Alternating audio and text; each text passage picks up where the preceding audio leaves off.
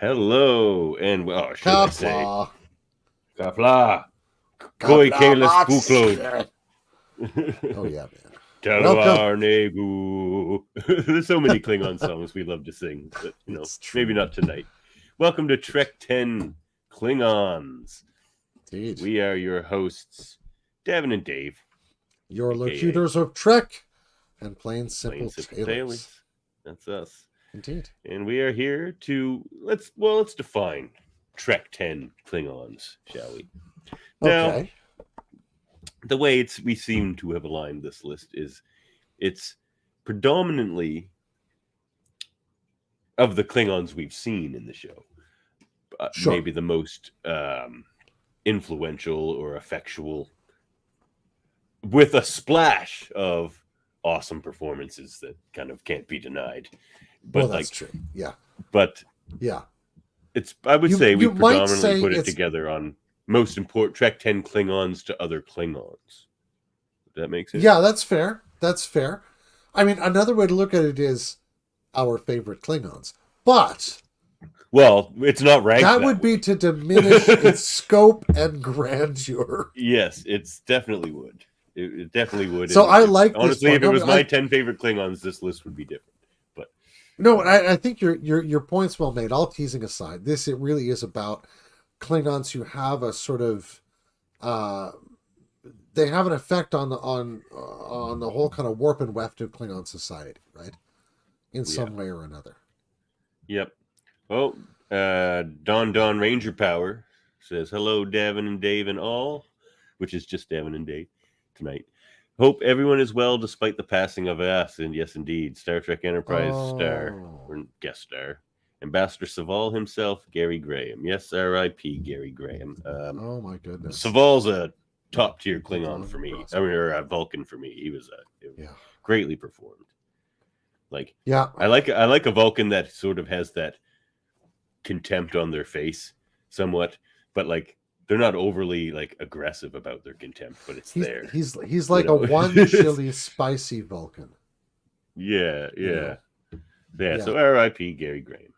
Indeed. Yeah. Well, let's get back to our whenever he was on screen, really. Yeah. Oh, absolutely. Yeah.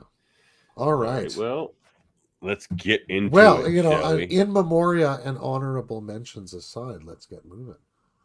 Yeah, well, we'll save the honorable mentions for the end, perhaps, or maybe that's right true. before the top. We might sneak some in there. Yeah. I shouldn't cut us off. All right. Entirely. Well, let's go with number 10. How lucky you are! How wonderful for you! Oh, I did that backwards, didn't I? All right. Yeah, that was supposed to be my sound effect for number 1, but I put it on number 10. Yeah, I counted backwards. So there goes that joke. That was going to show up for number 1. That's okay. But anyway, you know what it does do is it reinforces our long-running mastery of lists gag. Oh, you're right, it does. Number 10.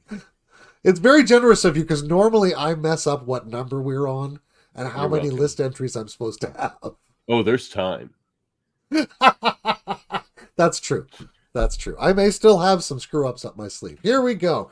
Chancellor Kempek. All right, you make the case for Kempek because I would say he was more your choice. I don't know if he just squeaked on for me. Kempek, who, as noted by an old non-flame of his, was still fat. He's always had a bit of a weight problem. Yeah. Right. He's consistent. He's sort of immovable in his policy.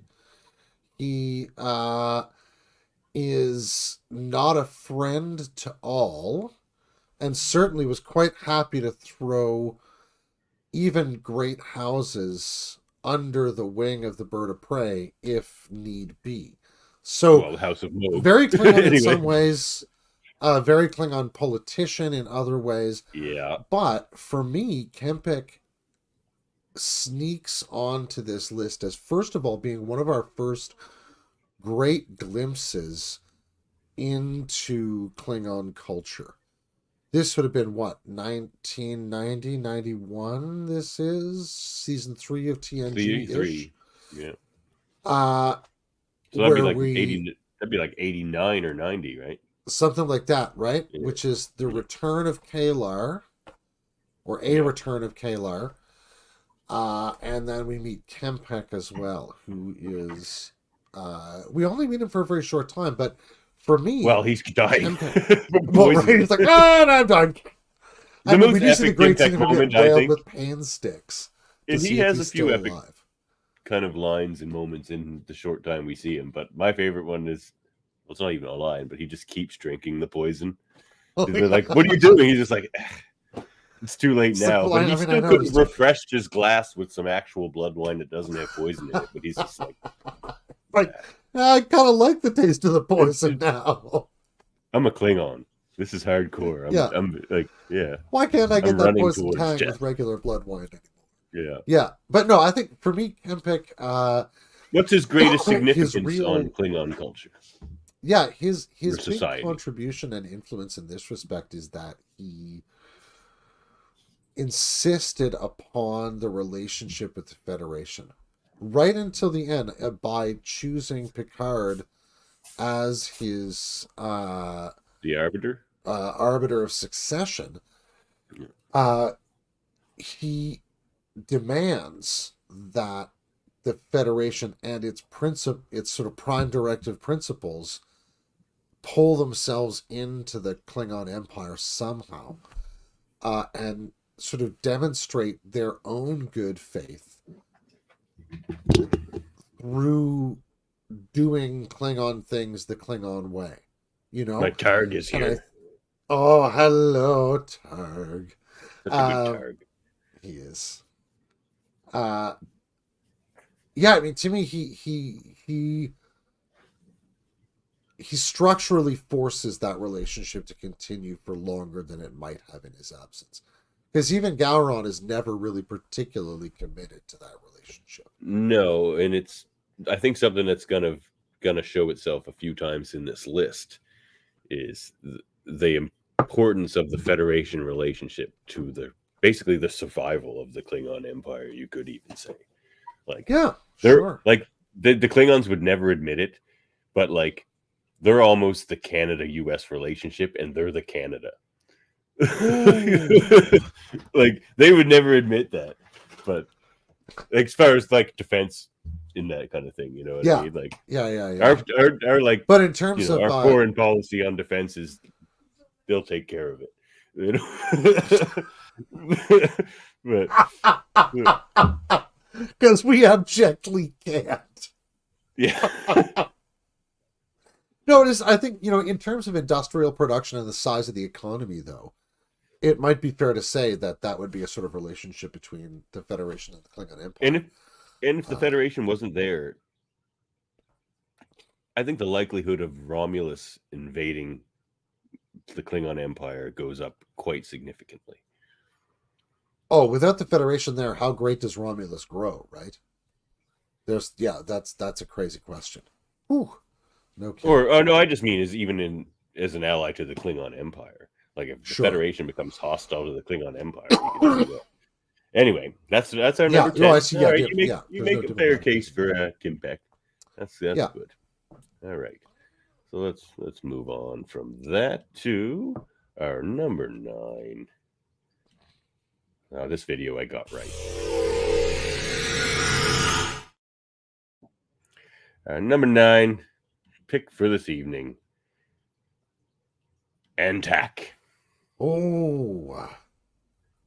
Now, I'll make a case for Antak because I think he was kind of my addition here.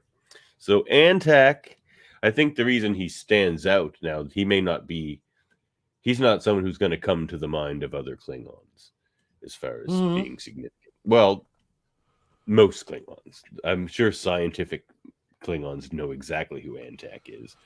And even some higher-ups in the military who were in charge of the whole augment. Yeah, but you're right. He's probably his identity is probably fairly classified. In some respects as well. Yeah. Because they don't want to talk about that. It's part of their history. Also, like they probably buried his name. Actually, it's quite possible. But the significance he had on the culture, I think, is undeniable. Because without him, there would probably be no ridged Klingons anymore, or ridgeless Klingons in the past. But that whole thing, I guess, comes back to him. Yes. Like he created the ridgeless Klingons, but he also cured it from. Yeah. So Yeah. it's just And such a he's, big in that piece sense, of Klingon history. he saved the Klingon species, right? Because that virus could have killed After endangering it. every Which, Klingon. honestly, to be fair, the endangering of it, not his idea. He was kind of forced He was into it by the in a military. project to create Klingon augments, yeah. So yeah, I mean, And, he's he's involved in definitely some morally dubious science, even by Klingon sort of ambition standards. But making I stronger think, warriors and that type of thing. Like, yeah, but he makes some wonderful, wonderful points in that episode about the relationship of sort of the Klingon heart to many fields, and how even there he feels like it's beginning to narrow. It's yep. something that Enterprise comments on a couple of occasions. Yeah, Both Antak with... is closer. Yeah, go ahead. No, fine, yeah. Oh, Antak's closer to the time, so he says, I think it was him, when science wasn't so thought down upon in Klingon society, like when everyone didn't want to be a warrior. Like being a warrior wasn't always the only path to glory in Klingon society. It became that closer towards, the 24th century and that type of thing. But Antak's closer to the time when the scientists were more revered. And, that's something we see in Enterprise. Like the J.G. Hertzler character, the lawyer, talks about how his parents were a teacher and a lawyer and stuff like that. And he was that. And they really represent the sort of passing of an age in Klingon archetypes of success and virtue and honor, right? So the other thing I would add to Antak and his significance to Klingon society is that he was another torch bearer of that. He's carrying on that, love of science and the fact that you can achieve glory and honor through science and other pursuits. Yeah. So that's why I would give it to Antak. He's a real counter type, Well acted too. And so is Kimpak. Like all those choices we've made are just really. If we can just stay on Antak for a moment here, John Shuck has to be one of my favorite character actors of all time. I have loved him since I first saw episodes of Macmillan and Wife on A&E as a child in the morning. Oh man, every time I see his face show up on something, I'm like, oh, this is going to be a great character. Bring it on. I love John Shuck. Yeah. All right. Well, very good. All right. Let's move on, shall we? All right. Number 8.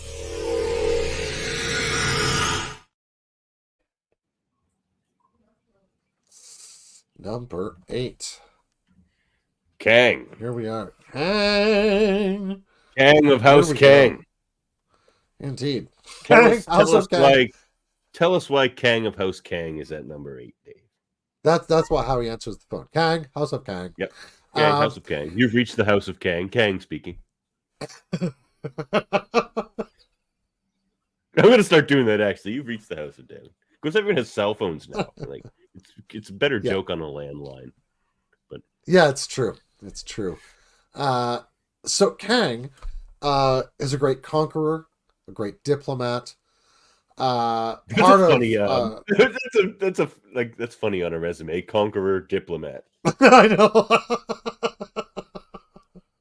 A warlord by times. He's one of the he's one of the real original 3 Klingon nemesis in the original series. And so in that sense, I think he has at the very least a sentimental place in Star Trek history. But at the same time, Kang himself is awesome. He's a strategic genius. He's ruthless. Dahar master. And he's a Dahar master. And was, again, one of those Klingons who lived long enough and gloriously enough to see beyond the kinds of glory that would attract most Klingons, he saw things, for instance, in Curzon Dax that were different. I mean, he's a Klingon that could live in a galactic society in ways that could accommodate both who he was as a Klingon and still encounter other beings. And I think that's one of the fascinating things about him, right? He just has this ferocious, curious intelligence. Yeah. Yeah. Really great character in that way. Like, he really starting to, like, initial feelers of peace with the Federation just in being able to, like, become friends with a Curzon Dax. Yeah. Very important. Because, again, the Federation Klingon relationship, super important. More important than the Klingons would ever admit. Absolutely. So, yeah. All right. Well said on Kang. All right. Let's move on to number 7.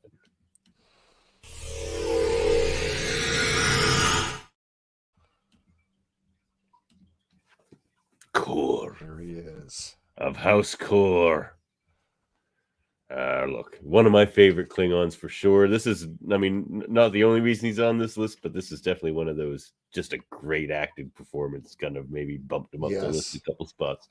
But very much a lot of the same things you said about Kang can apply to Kor. It definitely shows his strategic and battlefield genius in, soldiers, or Once More Into the Breach. They're like, how can one ship take on, not even just one ship, it's one guy. How can one guy take on 18 other ships? They're like, it doesn't seem possible. But he's just, just going nuts. He's just like, says you have to confuse their sensors in the opening moments with a spread of torpedoes. And he's just, he knows this sort of thing, just at the level of like how he breathes and how he gets out of a chair. This is but it's wonderful to see him come back to life that way. Yeah. Oh, that's a great episode. One of a friend of the show, J.G. Hertzler's favorites. And one of the things that I think makes him different from Kang, though, is his personable, like his just such broad sense of humor. Yeah. Like he's one of those Klingons who really other laughs. species. Like if Kang can get along with a galactic society, Kor definitely can. And Kor gets invited to all the parties. Like, he gets invited to all the parties. Kor's great, and it just carries on those friendships more than Kang does. Like he made friends with Dax or Jadzia and even Ezri. I think Once More Into the Breach. I think maybe 7. Could be wrong. But yeah, Kor, and he's just, John Colicos nails the performance. He's just so funny. And Once More Into the Breach, it's just like Kang, he lives long enough, but like it got sad for Kor. Don't enjoy life while it's fresh from the vine, because it gets bitter after a time. He found the low points in Klingon society where it's like there is a bit of ageism, and not just ageism, but he makes it very clear that he kind of crossed everybody. Yes. He's like, not enough friends and too many enemies, he says, is his biggest problem. Like, he probably has more friends outside of the Klingon Empire than in it. Yes. And he's perfectly happy to live hard the way he did as a youth, in a way that I think Kang doesn't. Kang allows himself to age in a different way, I think. Yeah. But again, they're like two sides of the sort of the Klingon psyche in some ways, right? Maybe not every side, but at least two of them. Let's move on, shall we? Where are we at? Number 6?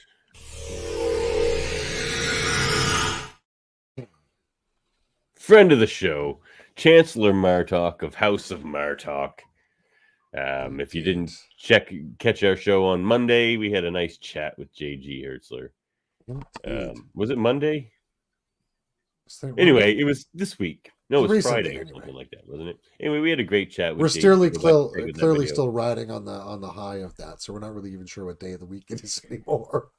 He regaled us with stories and anecdotes for a good 2 hours, and it was amazing. Oh my goodness. Go check What a that great out. conversation. Yeah, but Oh, apart from the delightful, absolutely delightful personage acting the character, Martok is one of the ass-kickingest Klingons we've ever seen on Star Trek. I think, just to be perfectly honest. He's and I think he's one of those characters we see in so many different and interesting incarnations that it's hard not to see him as a deeply influential character, even just in how we understand Klingons, right? Because we see him first as this dynamic, interesting, sort of beloved general who turns out to be not who he says he was. We then find him as this sort of embattled prisoner of war who then has to kind of recover himself and then reaches these other incredible heights, right? It's an absolutely fascinating character arc, and played with depth. Flawless performance. Of all the Klingons, he's maybe the most Klingon and maybe the best portrayed as a Klingon, because Worf's not fully Klingon. In his cultural upbringing. He like Martok, but right before the show, just today, we planned this list a little while ago. I bumped Martok up a couple spots, and here's where I think his great significance is in the Klingon Empire, because like if you were asked Esri Dax, for example, where she says she's more cynical about the Klingon Empire, it's because it's just these few noble houses that have always been in power, and they're all corrupt, and they're all just out for their own means. And Martok is like the first chancellor in forever to break that cycle. He was born, as JG says, in a trash heap in the Kentha Lowlands, and raises to be chancellor, and not through ambition, but just through honor and glory, and it being thrust upon him. He sets just an unbelievable precedent in Klingon society that they need. That's why, right? Like he aimed to be an officer.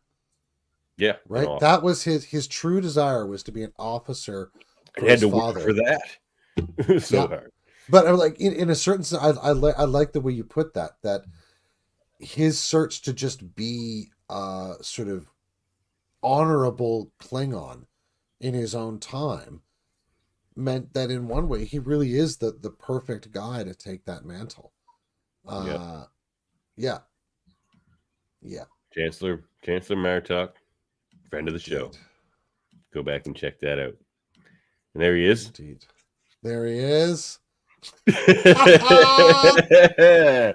out of the police van. Fresh out of the clink. Out of the clinker. Oh, those happy jailbirds. We love those guys. James Cromwell, J.G. Hertzler. Legends. Beautiful.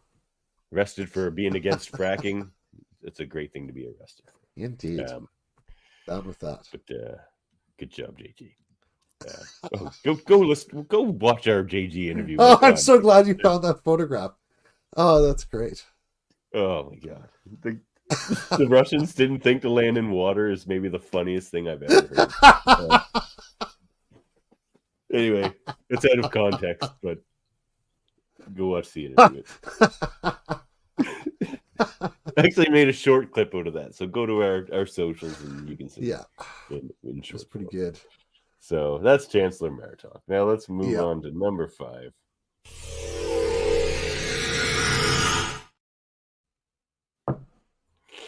Number 5, Chakuvma. Now, not one of my favorite performances, because he's one of the mushmouth Klingons, and I can't make out what he's saying anyway. That they did in the Discovery. But I did find this storyline compelling. Like, I'm one of the few people, it seems, that found the first season of Discovery to be the best one.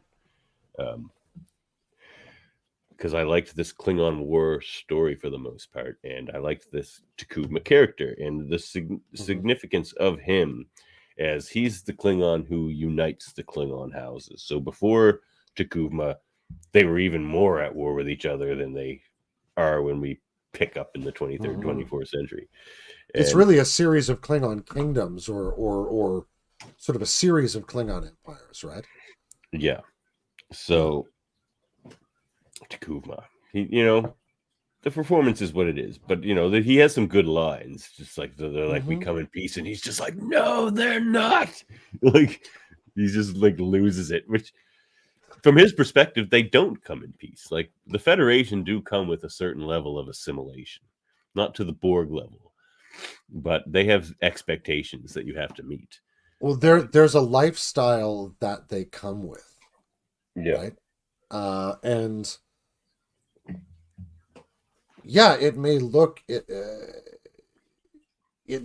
like pretty minimal demands to some people, but to the Klingon heart, that's going to look like chains, especially to T'Kuvma's, right? Certainly the impact on Klingon culture and society is pretty high with T'Kuvma. Yeah. So, kind of short and sweet. They did have ridges, but that's good. They have ridges, but they got ridges. Unite the houses. That's a thing. There probably wasn't a Klingon council before him, right? That's not a small achievement in its own right. No. All right, number.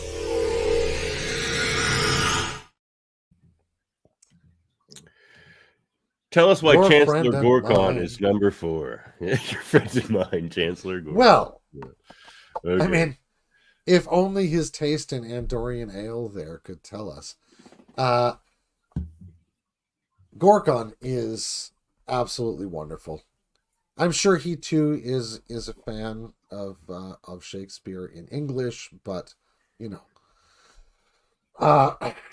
the original Klingon, it is breathtaking. Now, Gorkon, to my mind, again, he continues our theme this evening of Klingons making the difficult decision to begin talking with the Federation after fighting a series of a couple of major and then a series of minor but inconclusive conflicts with the Federation. Most of the time, the Klingons were able to get the early advantage, but in almost every instance, the Federation were able to decisively defend themselves once they could get their act together, which is honestly a consistent theme for the Federation. They get hit, they figure out a way to defend themselves. But Gorkon finds a way to bring the Klingon Empire to the negotiating table. Not, of course, without some dissent. But ultimately gives on the legacy of like the Kangs and the Kors. He's before that. So it's like actually kind of leads to that, I suppose. Leads to that legacy of Kang and Kor, where it's like these people. Yeah, I mean, he may have been one of the people to move them in that direction, right? Yeah, because he'd certainly be a contemporary with them, as he's a contemporary of Kirk and the others. Oh yeah, more of a contemporary. Yeah, you're right. Yeah, it's all around the same time. But it's a really seminal period in that whole history, right? The first time they're really ever able to come to terms and see each other in some ways, even grudgingly, militarily, as equals. Mm-hmm. Okay. Well, that's that's all we need to say for Gork. Great performance as well by I mean, come on. Jeez. Yeah. Come on. What's his he plays the Cardassian too. He plays Gul Madred. Gul Madred. I've lost his name. God, I can't believe I can't remember. If anyone in the chat can supply it, we will be forever indebted. And owe you 2 slips of metaphorical laughter. Such a classic actor. I'll think of it. All right, number 3. Let me see here. Yep.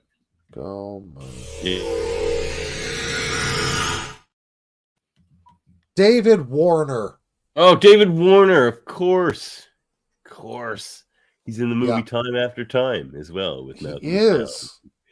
McDowell. I'm almost struck by his resemblance to the journalist John Pilger. Number 3, Worf, son of What a Moog, striking House of image. Martok, son of Sergei, House of Roshenko, Bane to the Duras family, Slayer of Gowron. Ooh. That's some good damn titles. Worf, son of Moog, like, in the time where we experience most of our Star Trek episodes, there is no more significant Klingon. Like, no, he's the maker of kings. Like, he's the kingmaker of, Martok, but he was the kingmaker of Gowron too. Like, nothing happens of too much significance in Klingon society without Worf's fingerprints on it. I mean, that's crazy for an outsider, but it's true. Indeed. But, and interestingly, it's because of how he became an outsider, right? That whole sense of being sent away almost as a sort of prodigal Klingon, right? Ruined out into the world, brought him back as the sort of scion of this marriage or this cultural encounter between Klingon and human particularly, but Klingon and Federation more widely, their cultures, right? He's and it's interesting because it's never easy for Worf, right? Like he's always kind of pulled in various directions as much as he's not a character who can find peace in that being of two worlds. No. It's and I think it's in his embracing of the turmoil in himself, right? I love that speech he makes in season 1, where they're brothers in blood or whatever when they rescue the other where the Klingons come on board there. Yeah.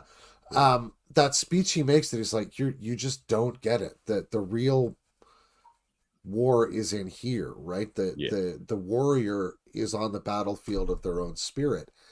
And he makes that point. Has this wisdom that he carries through this whole period of Klingon culture where it seems to be, in some sense, even though it's powerful, Klingon culture, and Kempek realizes this and points it out, like it's as lost as it can be.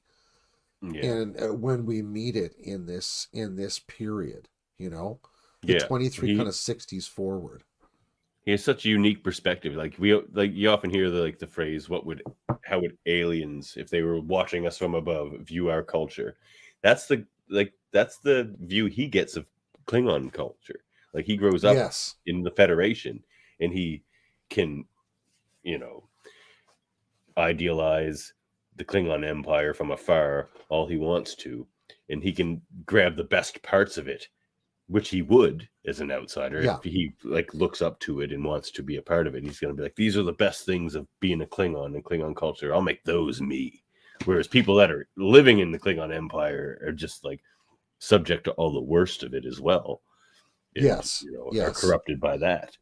So, or changed by that anyway. But, he goes through real periods of being drawn to and disillusioned by Klingon life. Yeah.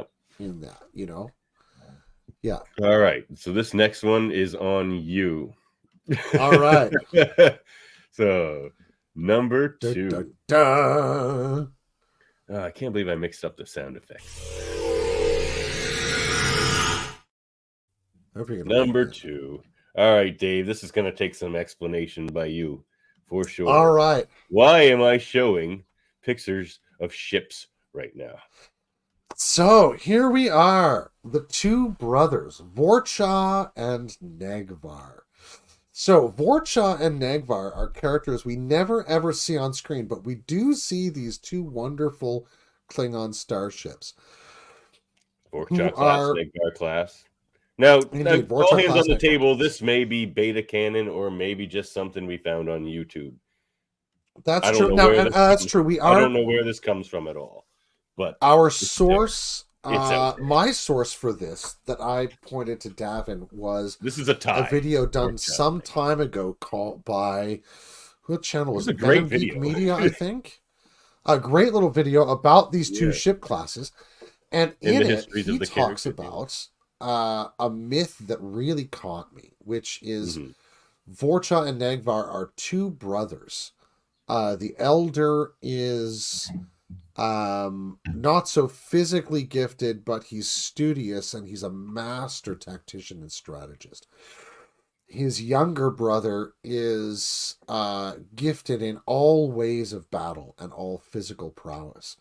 And so whenever they go out on the field, Vorcha, I think it is, figures out the strategies, and Negvar plows through the enemies along the lines that he's pointed out.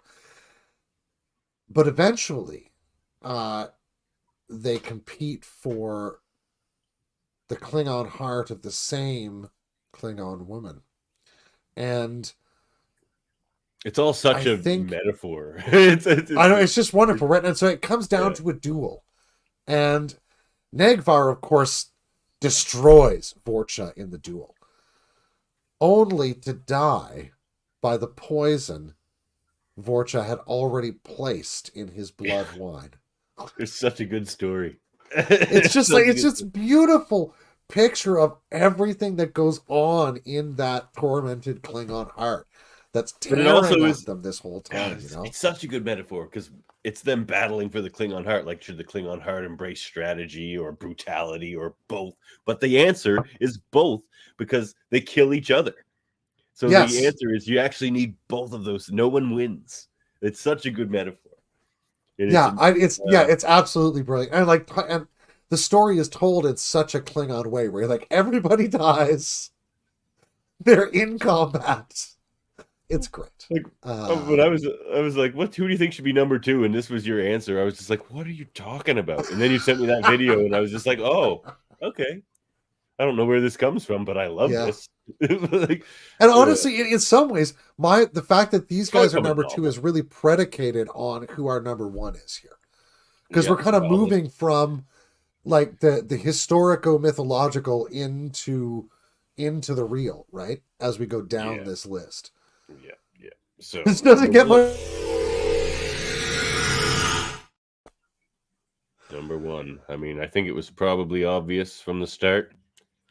Alexander, son of Worf.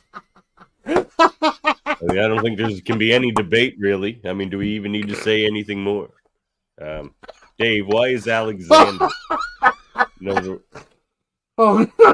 Okay. That was gonna make my head explode. Okay, it's not Alexander. Oh my god. Sorry, Alexander.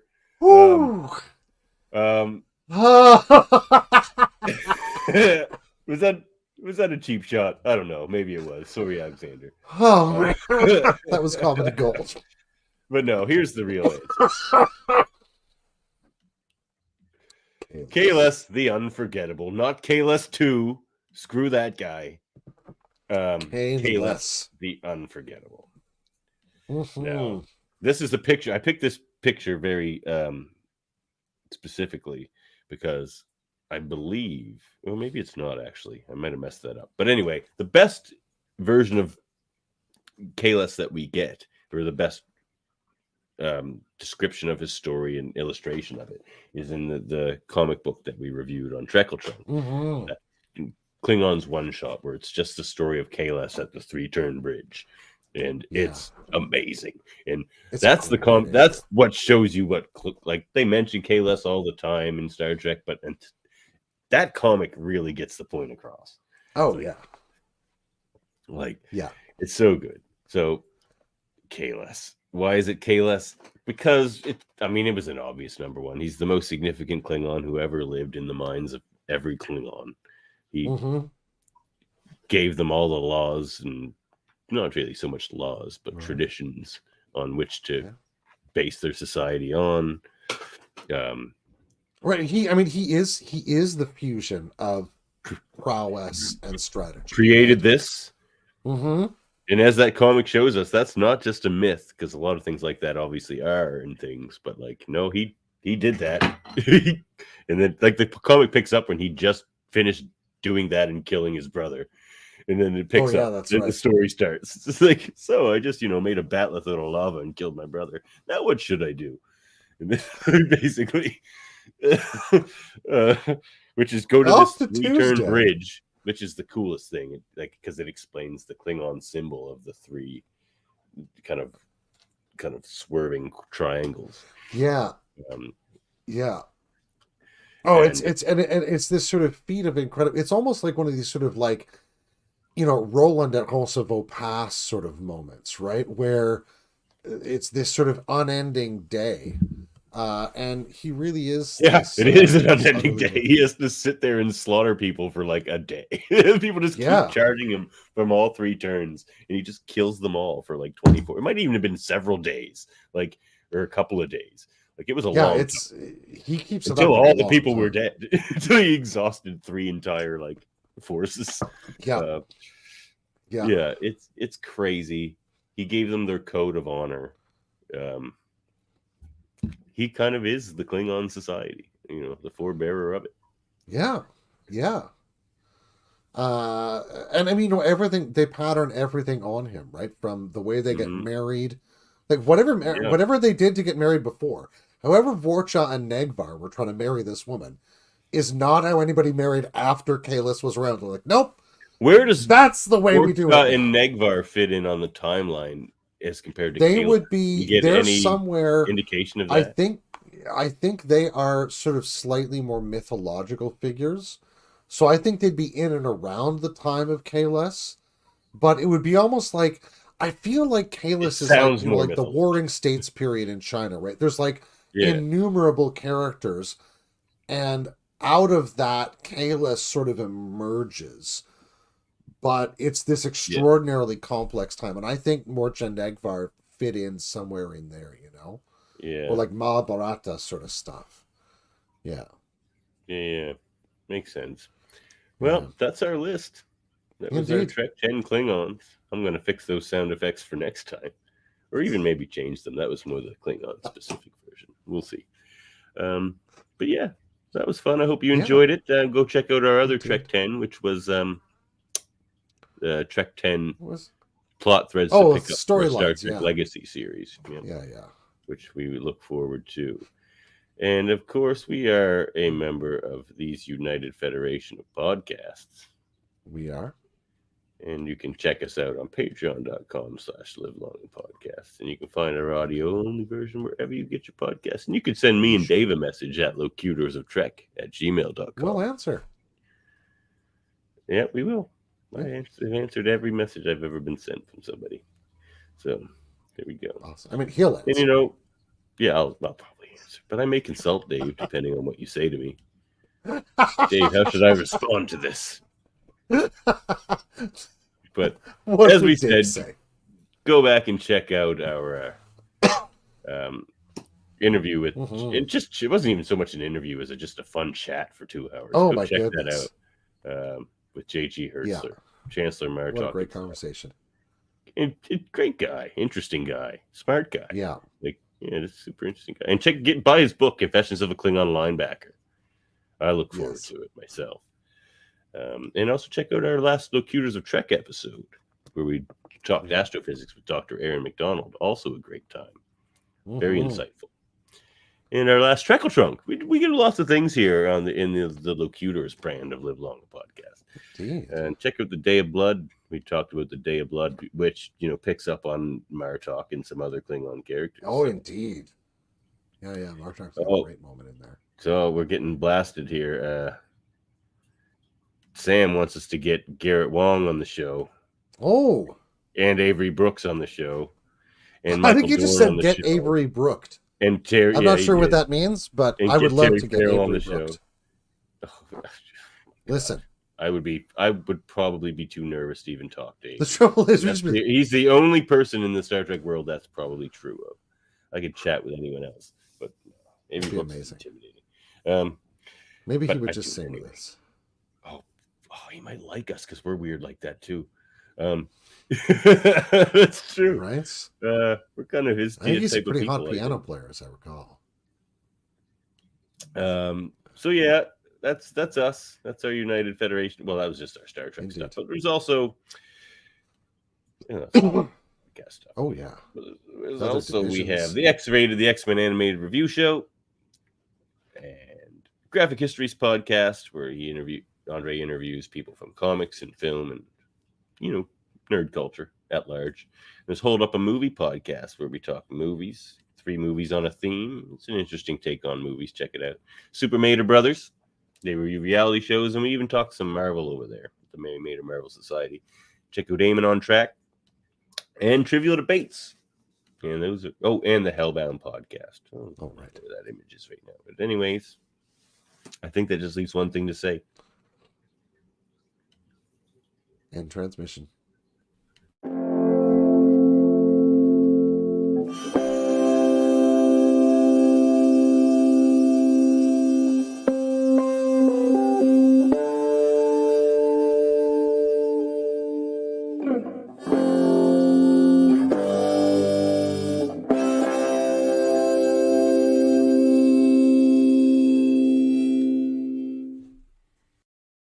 And kapla!